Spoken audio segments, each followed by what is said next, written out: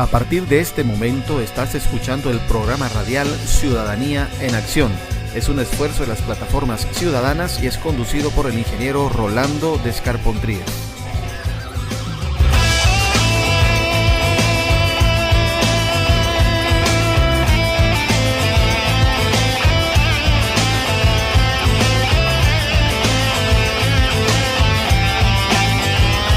Este programa va dirigido al público en general y tiene la intención de formar ciudadanos cívicos que luchen por la democracia y reinventen la política boliviana.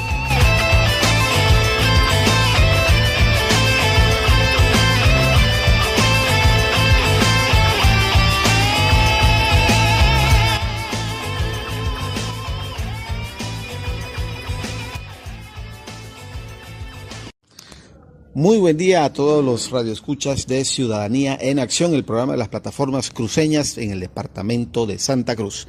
Estamos en una nueva edición y hoy día tenemos dos invitados de diferentes plataformas. Estamos con Eduardo Vaca de la plataforma Se Prendió el Mechero y Juan Martín Delgado de la plataforma Resistencia Revolucionaria. Empezamos entonces con Eduardo Vaca, que sea bienvenido usted a este programa. Bueno, buenos días, muchas gracias por la invitación y presto para poder ayudarlo en todo lo que se necesite. Querido Juan Martín, bienvenido. ¿Cómo le va? Buen día, un gusto saludarlos, un gusto recibir la invitación que me han tenido.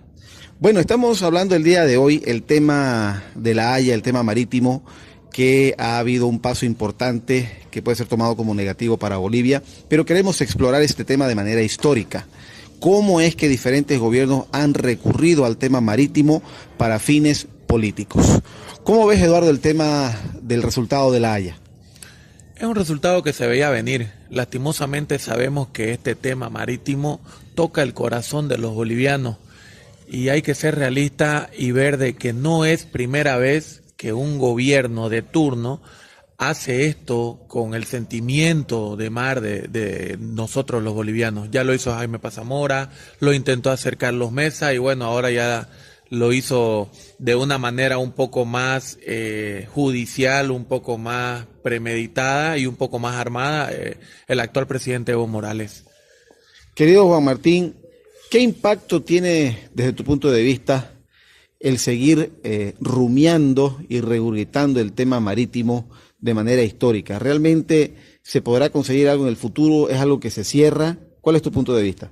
¿Cómo estás? Buenas noches. Mira, yo pienso realmente que por mirar una cosa, que una situación en este caso, que lo único que hace es demostrarnos y abrirnos más grande la herida, olvidamos cosas que tenemos en el país. En este caso tenemos otras salidas al mar, que tenemos Puerto Bush.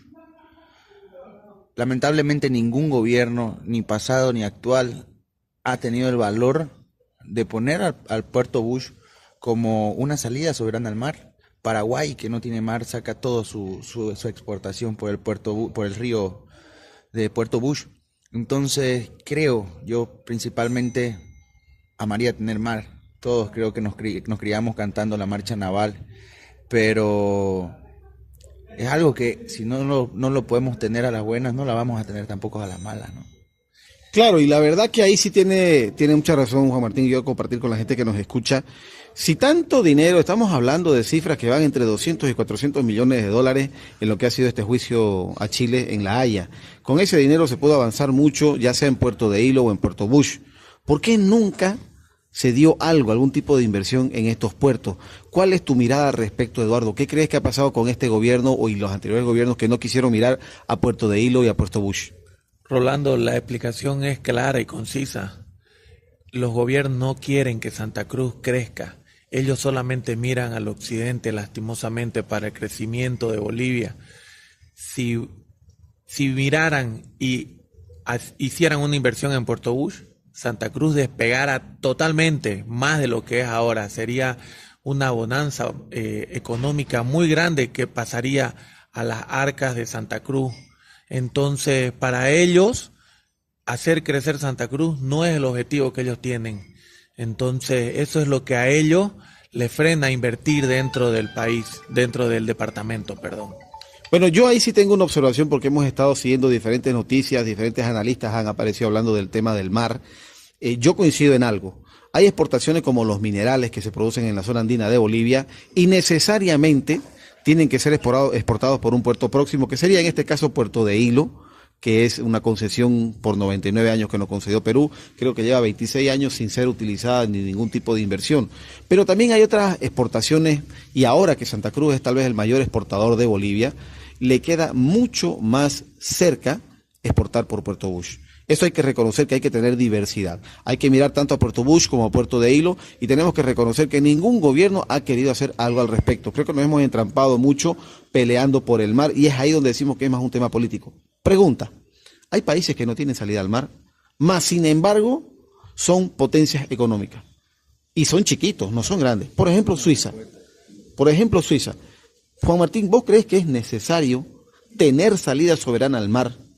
¿Tenemos que esperar a tener una salida soberana al mar para empezar a trabajar duro y sacar este país adelante? Ese es el pensamiento más mediocre que puede tener. Si hablamos de Suiza, hablamos de otros países que no tienen mar, son países que no son monoproductores. Lamentablemente en Bolivia somos un país monoproductor y creo que este gobierno y los anteriores no han sido capaces de poder invertir en el estudio, en la educación, de invertir en la salud, cosa de que nos pueda generar un avance y demostrar exportar nosotros, si no son materiales, poder exportar inteligencia. Para mí el mar es una simple piedra que no nos deja avanzar. ¿Por qué? Porque nos lamentamos de que no tenemos mar y perdemos el tiempo que podemos ocupar en hacer buenas inversiones. Claro que sí, es lamentable que se dé así, y nosotros vamos a insistir siempre en la necesidad de educación. La gente tiene que educarse y entender que tenemos que trabajar con las herramientas que están en nuestras manos. Si seguimos pensando en una herramienta que no tenemos, nunca vamos a empezar a trabajar. Salud, educación y concientizar a la gente. Querido Eduardo, yo quería preguntarte respecto a los movimientos por el 21F. ¿Cuál es tu visión respecto a lo que sucedió en 2017? ¿Cómo ha evolucionado hacia el 2018 y qué esperamos hasta finales del 2018? Bueno, la evolución ha sido bastante. Muchísima gente, ciudadanos de a pie, gracias al mismo marco que se ha efectuado, ya se han concientizado y ya tienen mucha cultura política. Ya entienden lo que es una plataforma, entienden lo que es un movimiento, y mucha gente se ha acoplado y se ha unido al tema de hacer respetar el 21F, se han acoplado al movimiento 21F. Gracias a Dios eso se ve, la gente toca en una fiesta, en una frater, en una reunión, en un cumpleaños, siempre está tocando el tema, es un tema que está en la boca de todos los bolivianos. Y el hacer respetar el 21F es algo que nace de acuerdo al civismo de las personas. Se vienen meses un poco duros, estamos seguros de que se vienen meses muy difíciles. Cuando este gobierno inscriba nuevamente, el partido político del MAS inscriba nuevamente o intente inscribir nuevamente a su binomio Evo y Linera, pienso que el país ahí va a reaccionar y va a pasar lo que pasó con Gonzalo Sánchez de Lozada, ¿no? El país se va a levantar y bueno, a este gobierno no le va a quedar más que hacer lo que tienen que hacer todos los gobiernos, escuchar al pueblo. La verdad que sí, lamentablemente este gobierno se ha dedicado a hacer oídos sordos. Es lamentable que quienes se abrogan o se adjudican, la representación del pueblo no son capaces de escuchar al pueblo. Una pregunta para Juan Martín. El tema del 21F, en definitiva, ha pegado muy fuerte y ha traspasado las fronteras de Bolivia hacia los residentes bolivianos en otros países. Pero al mismo tiempo, ya a título personal te hago el comentario, mucha gente es la que apoya, pero también hay gente que se pregunta y dice, bueno, cuando rescatemos la democracia, ¿qué va a hacer el 21F? ¿Qué va a hacer esta gente que viene luchando de manera tan hidalga por el 21F? Ya se escuchan voces de algunas personas que están pretendiendo inmediatamente lanzarse al tema político.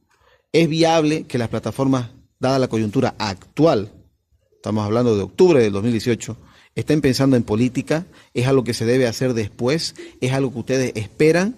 ¿O es algo que el pueblo está pidiendo pero tal vez no está empatando con lo que las plataformas quieren hacer? Mira, personalmente puedo decirte de que yo pienso que no es el momento que las plataformas nos desviemos de punto. Nuestro norte es el 21 de febrero. El 21 de febrero tiene que transformarse en la lucha principal. Pero paralelamente creo que debemos trabajar en proyectos que puedan generar una propuesta política, pero no dedicarnos a hacer que nuestra propuesta política deje a un lado el trabajo por el 21F, porque son dos cosas que tienen que ir de las manos. Porque si yo me pongo a trabajar en un proyecto político, no voy a poder trabajar por el 21F, pero si yo no defiendo el 21F, no va a haber proyecto político que trabaje. Entonces son dos cosas que van de las manos, pero como te digo en lo personal y que converso con todo el mundo, es que no es el momento de hacer público que vos vas a ser un político.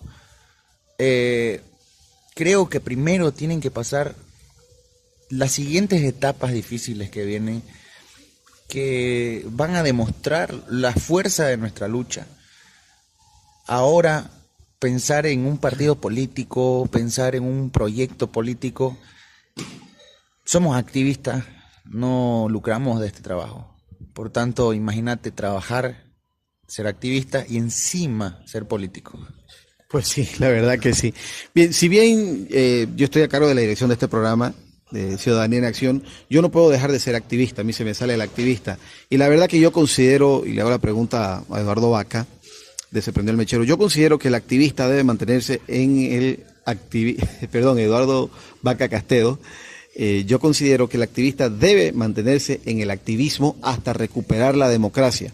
De ahí en adelante, si un activista decide meterse en política, se respeta. Y es más, yo les digo a ustedes, la verdad que ha habido gente que me dice, los activistas tienen la obligación moral de, una vez rescatada la democracia, participar en la política, porque no se puede dejar la política en manos de cualquier persona.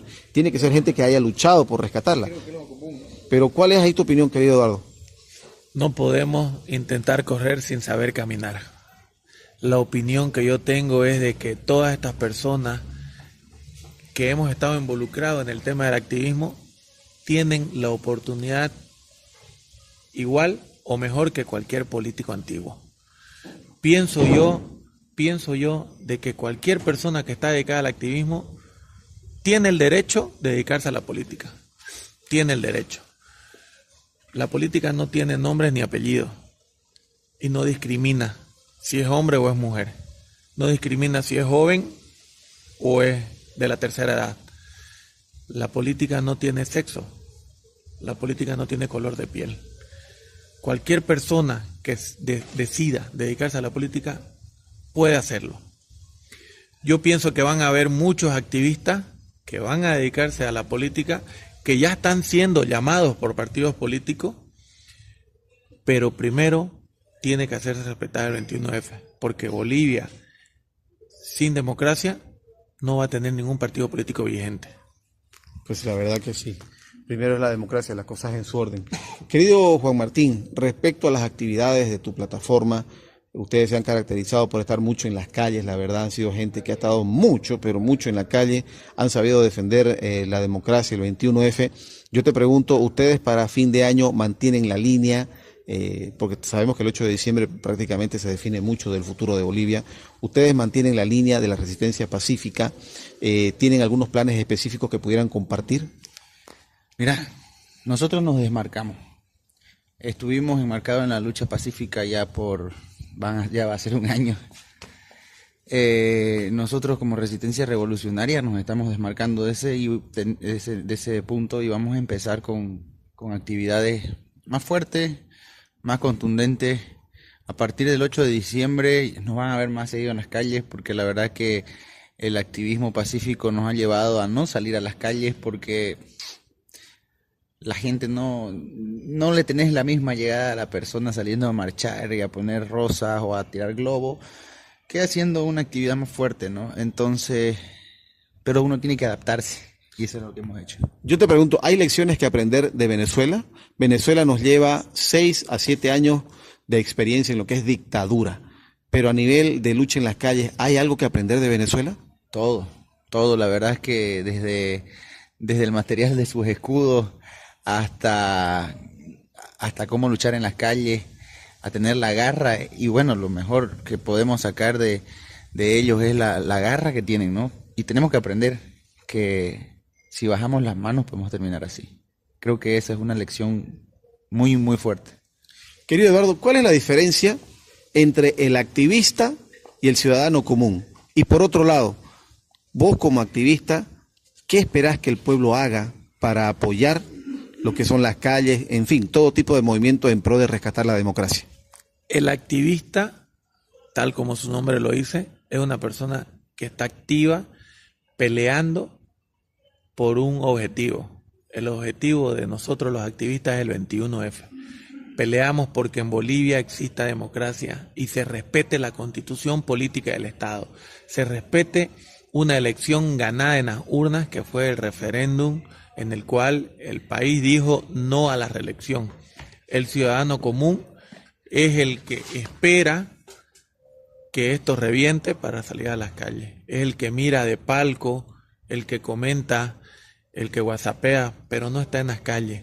Es el que nos mira cuando nos están gasificando y no nos da una mano. Ese es el ciudadano común. Sí, la verdad que sí. ¿Cuál es la mejor manera de sacar al ciudadano de ese estado, no de indiferencia, ¿no? Pero es un estado de demora en reaccionar? ¿Cómo se lo puede sacar en este cortísimo tiempo que nos ha dejado el gobierno del MAS para reaccionar? Pienso yo que al ciudadano no se lo puede obligar a salir a las calles. El ciudadano solo va a salir. Gracias a Dios, este gobierno está cayendo por su propio peso. Y ya la gente se está dando cuenta. Antes no era normal en un evento, en un círculo social, hablar tanto de las cosas malas que está haciendo este gobierno. Ahora ya es normal, ahora se nota mucha gente. Vos subís al micro, vos subís a un taxi y ya es mucha más la gente que está en desacuerdo con este gobierno y que ya se da cuenta de las cosas. Pienso yo que al ciudadano le está faltando solamente el empujón para salir a las calles. Y ese empujón tenemos que hacerlo nosotros los activistas. Nosotros los activistas vamos a hacer lo que vamos a hacer al ciudadano común que aún no está despierto, que despierte y pelee por su país. Que no despierten tarde como despertaron nuestros amigos venezolanos. Que despierten a tiempo para no estar como ellos luego. La verdad que sí, Venezuela lleva demasiado tiempo sumida en el caos de la dictadura del socialismo castrochavista. Y yo te hago una pregunta ya a nivel Bolivia. ¿El activismo es diferente en Santa Cruz que en Cochabamba, que en La Paz, respecto a lo que fue, por ejemplo, las movilizaciones durante el gobierno de Gonzalo Sánchez de Lozada y lo que viene siendo esta movilización en los últimos 2 años en el gobierno del MAS? ¿Hay un cambio en el protagonismo? ¿Es el mismo? ¿Cómo lo describirías? Yo pienso que en este momento Santa Cruz es el espejo de Bolivia. Nosotros siempre miramos y nos sorprendimos de las acciones que hacían los cocaleros, los mineros, la gente del Alto. Siempre han sido de temer. Lastimosamente el gobierno se ha encargado de descabezar a esos movimientos, metiendo presa a la gente, comprándolos, dándoles pegas, dándoles tierra, sobornándolos, quitándole las cabezas para que esas cabezas no puedan llevar gente y aglomerar gente y poder movilizarse. Ahora es el momento de Santa Cruz. No nos olvidemos que Santa Cruz, el momento que se levanta, ha hecho historia. Santa Cruz va a continuar haciendo historia. Santa Cruz es el espejo de Bolivia, tanto económico como en democracia. Y todo lo que sucede aquí en Santa Cruz va a desencadenar en los otros departamentos. Yo escuché un comentario de una persona conocida en el medio de la política, sin ser política esta persona, y se me quedó muy adentro. Y ojo que es una persona oriental y vive en La Paz, que ustedes la conocen esa persona. Esta persona me decía, el cruceño hace muy bien su Expo Cruz, hace muy bien en generar recursos, pero se queda muy atrás en hacer política. Querido Juan Martín, ¿a vos te parece que el cruceño no tiene interés todavía en hacer política, o es que no sabe hacer política, o recién está aprendiendo a hacer política? ¿Cuál es la descripción tuya respecto al hacer político nacional, no departamental, nacional, del cruceño? Mira, como vos decís, estamos retrasados, ¿no? estamos a tiempo, muchos jóvenes nos vamos a poner las pilas para eso. Pero creo que en realidad te puedo decir de que hasta hace 10, a ver, tenemos 12 años que lo tenemos a Evo Morales y más otros 8 años los anteriores gobernantes, y son 20 años que no ha habido la oportunidad. Ahora tenemos políticos cruceños que son destacados. Y bueno, esperemos la próxima generación, ¿no? Para ver qué es lo que sucede, porque sí, yo ahora veo que Santa Cruz tiene ese liderazgo, tiene esa mecha larga para mucho tiempo, y bueno, demuestra un botón. Santa Cruz, empresarialmente, como vos lo querrás ver, somos grandes, hemos crecido rápido. Imagínate siendo político, imagínate manejando un país. Creo que podríamos ser una muy buena nación en un futuro. Yo la verdad, a título personal, expreso mi opinión. Considero que el hecho de que este gobierno en particular se haya lanzado tan duro contra la economía cruceña, la política cruceña, los líderes cruceños, en realidad nos pone en un foco de atención muy interesante a los cruceños, donde tenemos la oportunidad de demostrar a los bolivianos, al resto de bolivianos, que nosotros como departamento, como cruceños y como bolivianos, estamos en capacidad de generar un nuevo país, una nueva Bolivia, con proposiciones como ser, por ejemplo, el federalismo. En vez de estar envidiando lo que es Santa Cruz, debería copiarse lo que es Santa Cruz en el resto de departamentos. El modelo económico cruceño, al ser tan eficiente, debería ser más bien copiado en todo Bolivia. Este es un mensaje interesante, sobre todo para este gobierno, como les mencionaba, porque es un gobierno que se ha dedicado a criticar y a envidiar mucho la economía cruceña. Querido Eduardo, modelo de gobierno, ¿puede salir un modelo de gobierno para Bolivia desde Santa Cruz? Por supuesto que puede. El federalismo es uno de los mejores gobiernos que puede haber en el mundo.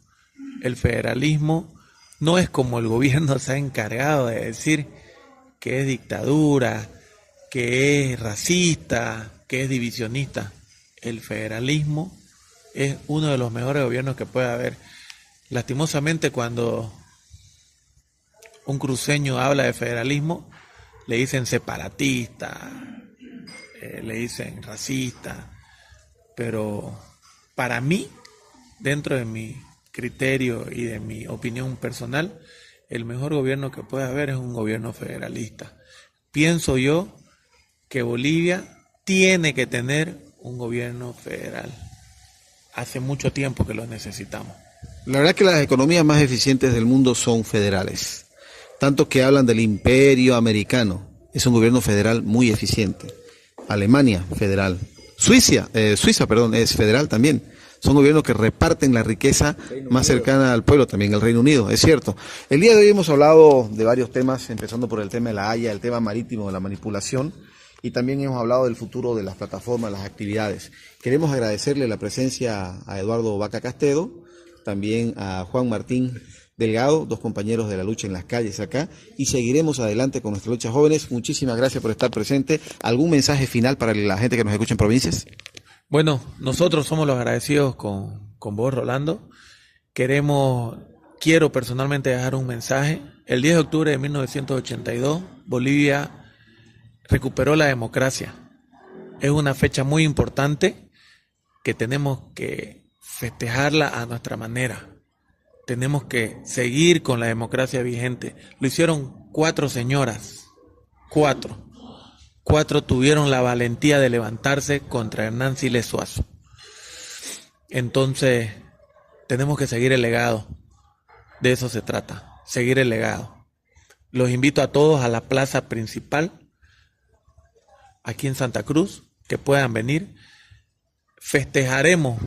Sé que el país no tiene mucho que festejar. Festejaremos ese día y le daremos un mensaje al gobierno de que aún queremos continuar y vivir en democracia.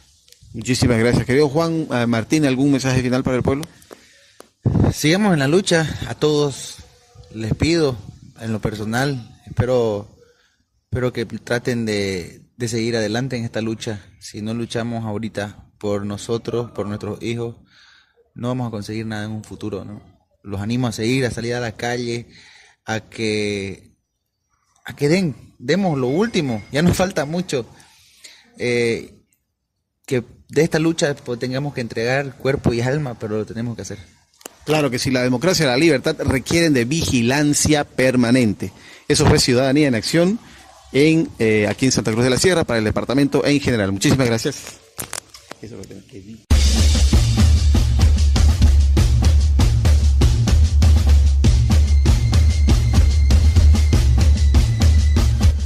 La libertad sin democracia no existe. Y la democracia sin un pueblo educado es imposible. Haz respetar tu voto.